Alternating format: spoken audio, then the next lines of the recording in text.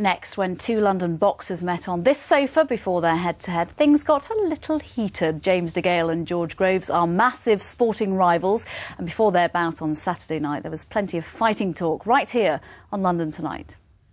I've got everything covered when I get in there.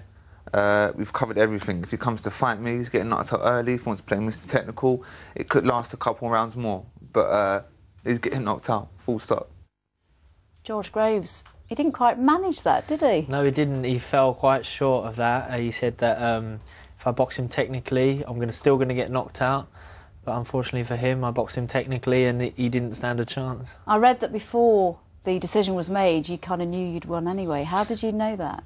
I just knew. I thought I'd won much more clearer than the scores actually were at the end. But, you know, you just know. You can tell. You look at each of us and it's just at the end of a fight, it's just an instinct that you pick up over the years and you just know you've won. You do look like you've been in a bit of a fight. What was the match like? It was good. James DeGale was very good with his head, unfortunately. All the cuts you can see at the moment were from clash of heads. That one opened up, I think, in round 9, and then I had one on the top of the head. We're just pictures of the fight, so we can't see the scars that I can see, but we'll come back to them in a minute. Yeah, and round 11 we clashed heads again, and literally blood was pouring all over my face, in my eyes.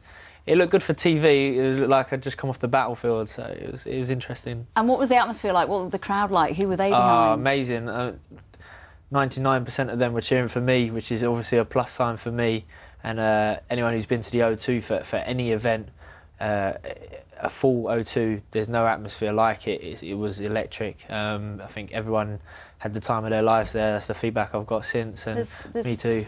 There's a lot of talk about you guys being rivals and kind of hating each other. There was fighting talk here on this sofa, but you can also see that he's a great fighter. You've been praising him in the last 24 hours. Yeah, you know, you have to praise him after. I don't want to put him down too much. No, he was a good fighter, so it makes me a good fighter to beat him.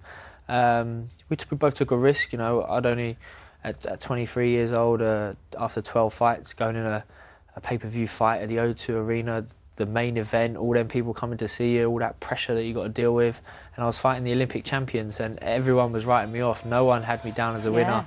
You know, he jumped out of his seat at a press conference, wanted to bet each other's purses that the winner takes all, and you know, he really tried to crank up the pressure, but it was me who dealt with it. So where are you going next then? Who's your next opponent? We'll have to sit down this week and discuss what's next, but to use James DeGale's words, I'm moving on to bigger and better things.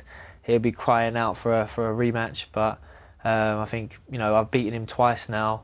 A wise man said to me that, you know, it's like a Champions League semi-final. You know, we've done 2 legs. No one wants to see a 3rd leg. You want to see who's going to move on and win the final. So I'm moving on. I'm moving on to bigger and better things. And for me now, I'm going to get back in the gym. I'm going to work hard, because in about 18 months' time, I'm going to be ready to be challenging for world honours. So I've got a bit of a way to go now, but you know, in 18 months' time I'll be there. So I need to get some more graft in. Brilliant. Well, we started with James DeGale's words. We ended with them as well. But the winner is here on the sofa, George Groves. Thank you very much for coming to talk to London Tonight. Thank you. Thank you.